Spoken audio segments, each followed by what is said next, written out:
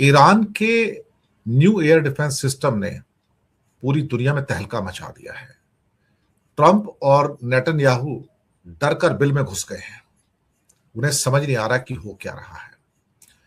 F-35 गिरा दिया, F-15 गिरा दिया, और अचानक से जो पिछले 3 4 5 दिनों के अंदर अमेरिका की मिसाइलें, फाइटर पायलट, साथ में A-10 एक और टोही एयरक्राफ्ट, 2 3 हेलीकॉप्टर और MQ-9 ड्रोन्स तो पता नहीं कितने गिरा चुके हैं। अमेरिका और इजराइल सख्ते में आ गए। ये क्या हो गया? अभी ये कहां से आ गए इनके? अब ये बार बार सोचेंगे कि यार अटैक करें ना करें, कैसे करें। अब अंदर जाएंगे तो मार गिराएंगे वो लोग। अब इनको लगने लगा डर साहब कि क्या अंदर फाइटर प्लेन भेज के हम लोग अटैक करें या ना करें। और डर इस कदर हो गया है कि अमेरिका के जो पायलट्स हैं वो भी अंदर शायद फ्लाइट करते हुए डर रहे हैं, कि जो हेलीकॉप्टर है वो भी डर रहे हैं, जो फाइटर पायलट्स है वो भी डर रहे हैं कि भाई अभी एक हफ्ता पहले ट्रंप ने कहा था कि हमारे तो प्लेन आएंगे जाएंगे, उनको नीचे एयर डिफेंस सिस्टम खत्म हो गया, पूरे आसमान पे हमारा कब्जा है। अब ये कब्जा एकदम से खत्म होता कैसे लग रहा है? इसमें तो कुछ S-400 और S-500 भी सुना है काम कर रहे हैं, कुछ चाइनीज सिस्टम भी काम कर रहे हैं, कंट्रोल और कमांड सिस्टम भी चाइना के हाथ में, ये भी पता लगा है। लेकिन एक और जो इन्होंने सिस्टम डेवलप किया था 2021 के अंदर, माजिद सिस्टम है, माजिद एयर डिफेंस।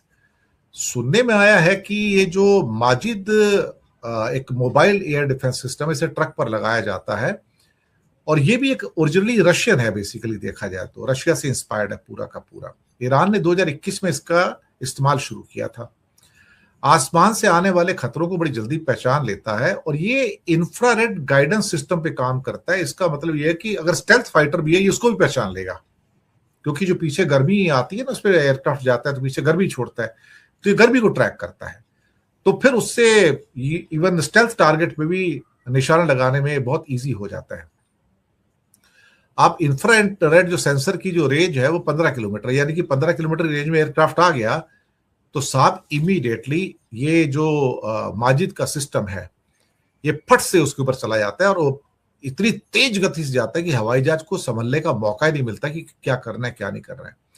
और माजिद सिस्टम से मिसाइल छोड़ने के बाद कुछ करने की जरूरत नहीं, ये मिसाइल खुद टारगेट को खोजकर मार देती है। ये सिस्टम ट्रक पर लगा रहता है, जल्दी से एक जगह से दूसरी जगह ले जाया जा सकता है, और उसके सर्वाइव करने की पावर भी बहुत होती है। किसी भी नीचे के लेवल पर उड़ान जो भर रहा हो कोई भी, तो वो तो उसके लिए तो समझो ये काल बन जाता है, उसके लिए मौत बन जाता है। इसकी रेंज भी करीब करीब 8 से 10 किलोमीटर की ऊंचाई वाली है। जी हाँ, ऊंचाई वाली है। और ये डिटेक्ट भी करता है और पीछे अपने आप ही जाता है, सब कुछ अपने आप ही कर लेता है, तुम्हें कुछ करने की जरूरत ही नहीं है। और ये नीचे उड़ान भर रहे हेलीकॉप्टर्स हैं या सिस्टम ड्रोन्स हैं या क्रूज मिसाइल है, उनके खिलाफ तो बेहद कारगर है। तो अमेरिका ने जिन विमानों को मार गिराया, हेलीकॉप्टर को मार गिराया, वो नीचे उड़ान भर रहे थे, और आसानी से ये माजिद सिस्टम की जद में आ गए और मार खा गए साहब। इसी तरह से इन्होंने कई जो इजरायली यूएवी जो हैं या MQ-9 है, हेरॉन ड्रोन है, उनको भी सत्यानाश किया है। तो मुझे लगता है कि ये बहुत सारी चीजें एक साथ में, जबकि अब छठा हफ्ता चल रहा है, आज 37th डे है, तो छठा हफ्ता शुरू हो गया है, लेकिन ईरान तो और मजबूत होता हुआ नजर आ रहा है। और अगर कोई इस जंग से भागने की तैयारी में है तो वो अमेरिका। हालांकि भारत में अभी भी कई ऐसे सो कॉल्ड मिलिट्री के विशेषज्ञ या विदेश मंत्रालय वाले पुराने रिटायर्ड विशेषज्ञ या कुछ अपने आप को दूसरे विशेषज्ञ कहते हैं, वो अमेरिका से इतने अभिभूत हैं, वो अमेरिका की इतने ज्यादा उसमें पागल हो चुके हैं कि वो समझते हैं कि अमेरिका को तो हरा पाना नामुमकिन है, अमेरिका हार ही नहीं सकता, सबको दुनिया को उसको सामने हारना पड़ेगा। दरअसल वो क्या ना, वो खुद भी गुलाम प्रवृत्ति के आदमी रहे होंगे कभी, उनकी अपनी अकल नाम की तो कोई चीज है नहीं किसी की। तो नेचुरली वो अमेरिका से इतने ज्यादा इंप्रेस है कि जैसे अमेरिका ना हो गया गॉड हो गया। ऐसे लोगों को एक बात समझ में नहीं आती कि वो तो 250 साल पुराना कंट्री है, ये तो 5000 साल पुराना कंट्री है। इन्हें ये भी समझ में नहीं आता कि भाई जंग जज्बे से जीती जाती है, हथियारों से नहीं जीती जाती है। और वैसे भी आज तक अमेरिका के पास हथियार तो पहले भी थे, वियतनाम में क्यों आ रहा? फिर अगर हथियार थे तो अफगानिस्तान में क्यों आ रहा? क्यों भागा वहां से? तो ये सब कहने की बात है कि मिलिट्री माइट से आप जीत सकते हो। अगर मिलिट्री माइट से जीत सकते होते तो रशिया 4 साल हो गया, 5वां साल चल रहा है, अब तक जीत चुका होता था। मिलिट्री माइट से आप नहीं जीत सकते साहब, इसके लिए कुछ और चाहिए आपको, तभी आप जीत सकते हो। हालात अब छठा हफ्ता शुरू हो गया है वॉर का, ऐसे आ गए कि ओरिजिनल जो ऑब्जेक्टिव था रिजीम चेंज का वो तो हवा में उड़ गया, और अब तो झूठ बोलते हैं ट्रम्प भी कि हमारा तो वो ऑब्जेक्टिव ही नहीं था। आप सोचिए, दुनिया का सबसे बड़ा मुल्क, अपने आप को सबसे पावरफुल मुल्क, जो आपसे कहता हो कि मेरा तो ऑब्जेक्टिव ही नहीं था, और जबकि पहले वो ऑब्जेक्टिव था, डिक्लेयर्ड ऑब्जेक्टिव था। कितना बड़ा आप झूठ बोल सकते हो? अगर दुनिया का सबसे बड़ा मुल्क ही झूठ बोलने पे आ जाए, मक्कारी पे, पाखंड पे उतर आए, बेईमानी पे उतर आए, तो समझ लीजिए कि फिर दुनिया में ईमानदारी तेल लेने गई है सर। लेकिन एक बात तो सही है कि जो भी हो रहा है वो अपने आप में अद्भुत सा है। रजीम चेंज के मामले में अभी तो ये हाल है कि ट्रंप की खुद की जो सत्ता है वो हिली हुई है। ट्रंप अब ये कभी कभी ये नहीं समझ आता कि ईरान में रजीम चेंज कराते कराते कहीं रजीम चेंज अमेरिका में ना हो जाए। अब तो इसकी बातें हो रही है, क्योंकि बढ़ती हुई महंगाई, गिरती हुई पॉपुलैरिटी, कंट्रोवर्शियल डिसीजंस, और कहीं ना कहीं किसी को ना सुनने की बात कि मैं तो किसी की बात नहीं सुनूंगा, जिसको जो करना करे, मैं सबसे समझदार हूं। दुनिया में जितने बेवकूफ लोग होते हैं ना, या मोहम्मद तुगलक टाइप के लोग होते हैं, वो यही समझते हैं कि मुझसे ज्यादा समझदार, मुझसे ज्यादा इंटेलिजेंट तो कोई है ही नहीं साहब। चलिए कोई बात नहीं, लेकिन अब रिजीम चेंज की बात को लेके अब जो सियासी दबाव ट्रंप पे बना हुआ है, वो अब उनसे ही सवाल पूछ रहे हैं। रैंडी जॉर्ज जनरल को हटा दिया, अटॉर्नी जनरल पाम बॉन्डी उनको हटा दिया, इंटेलिजेंस के चीफ जो दूसरे थे काउंटर इंटेलिजेंस के टेररिज्म के अगेंस्ट में, जो कैंट, उनको हटा दिया, और ना जाने कितने और जनरल्स को भी रिटायर कर दिया। एक बात तो सही है कि जो जंग है अब पॉलिटिकली ट्रंप के ऊपर थोड़ा भारी चल रही है इस टाइम, और अब व्हाइट हाउस के अंदर बड़े लेवल पे चर्चाएं हो रही हैं कि भाई फेरबदल होना चाहिए। यहां पर बेवकूफों की जमात तो जमा है, लेकिन पेट्रोल डीजल के दाम बढ़ गए हैं, $2.7 से लेकर करीब $5 तक रेट आ गए वहां पर। पॉपुलैरिटी गिर रही है, अप्रूवल रेटिंग 36% पे है, जो उनके मौजूदा जो कार्यकाल है उसमें सबसे कम है। व्हाइट हाउस के लोग अब मान रहे हैं अमेरिका में कि जो जमीनी हालात हैं बहुत मुश्किल हैं, और जो दिखाने की कोशिश की जा रही है वो अलग है, और खास तौर से जो यहां पर चल रहा है वो अलग है। लोग सोच रहे थे कि जब वो नेशन को एड्रेस करेंगे, भारतीय समय के अनुसार 6:30 सुबह आया था 2 दिन पहले, तो लोगों को लगा कि कुछ दमदार भाषण होगा, कुछ लोगों का भरोसा बढ़ाएंगे, लेकिन उनकी बात पे किसी को यकीन नहीं हुआ। वो भाषण फेल हो गया। जिसके लिए भाषण दिया गया था, मागा सपोर्टर के लिए, उन्हीं को यकीन नहीं है। अब बहुत सारे लोग जिन्हें इस समय निकालने की बात हो रही है, उसमें तुलसी गबार्ड भी हैं, जो नेशनल इंटेलिजेंस डायरेक्टर हैं। कॉमर्स मिनिस्टर हार्वर्ड जो लट्टिक है, उनको भी निकालने की बात हो रही है। दरअसल इलॉन मस्क तो पहले भी बहुत भारी हो गए थे, आपको पता ही है, लेकिन ऐसा लगता है कि ट्रंप खुद ही विवादों में घिरे हुए हैं। अब दूसरों के विवादों को गिनाकर और उनको बाहर करना अपने आप को एक बचाने वाली बात है कि मैं तो दूध का धुला हूं, बाकी जो है उनको मैं बाहर निकाल दूंगा। जो सामने बैठ के बात करे उनके, उसको बाहर निकाल दो, क्योंकि तुम्हें बोलने का हक नहीं है। एक्चुअली पिछली बार भी जब इनका कार्यकाल था 4 साल का, तब भी उन्होंने काफी इनके क्रिटिसिज्म हुआ था। खैर जो भी है, लेकिन अब मुसीबत यह है कि डैमेज इस टाइम बहुत ज्यादा है, और डैमेज इसलिए भी ज्यादा है कि इनके आसपास जितनी जो जमात है वो बेवकूफों की जमात है, जाहिल और गंवार लोगों की जमात है, चाहे वो लटनिक हो, मार्को रूबियो हो, स्कॉट बेसेंट हो। ये सब एक किस्म से क्या ना, और ये पेट हेक्सेथ जो कि डिफेंस मिनिस्टर हैं, ये सब बेवकूफों की और स्टूपिड लोगों की जमात है। और अनपढ़ लोग हैं, मैं आपको बताऊं, ये लोग जाहिल गंवार किस्म के होते हैं। कोट पैंट पहनने से कोई पढ़ा लिखा थोड़ी हो जाता है। वैसे भी अमेरिका में ये माना जाता है कि जितने भी रिपब्लिकन लोग हैं ना, अधिकतर वो जाहिल गंवार किस्म के लोग हैं, और जो डेमोक्रेट्स हैं वो सारे पढ़े लिखे लोग हैं। ये पुरानी पुरानी कहावत है। जो समझदार है, जो विजडम वाले लोग हैं, वो डेमोक्रेट्स हैं, और जितने भी अनपढ़ जाहिल गंवार किस्म के लोग हैं ना, उज्जड़ जैसे होते हैं, वो सारे रिपब्लिकन्स हैं।